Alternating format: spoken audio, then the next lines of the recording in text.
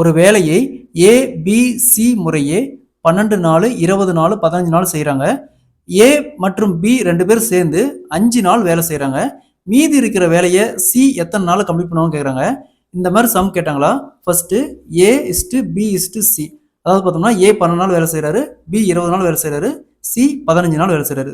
ABC 3க்கும் காமனாக LCM எடுத்தா மொத்தமாக 60, இங்கே 5 12 60, 3 20 60, 4 15 60. அதாவது ஏ பார்த்தோம்னா ஒரு நாளைக்கு 5 வேலையை முடிக்கிறாரு, பி 3 வேலையை முடிக்கிறாரு, சி பார்த்தோம்னா 4 வேலையை முடிக்கிறாரு.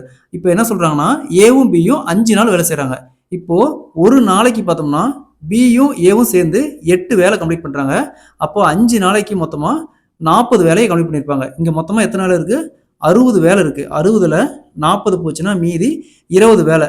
இந்த 20 வேலையை தான் சி மட்டும் தனியாக எத்தனை நாளில் கம்ப்ளீட் பண்ணுவான்னு கேட்குறாங்க.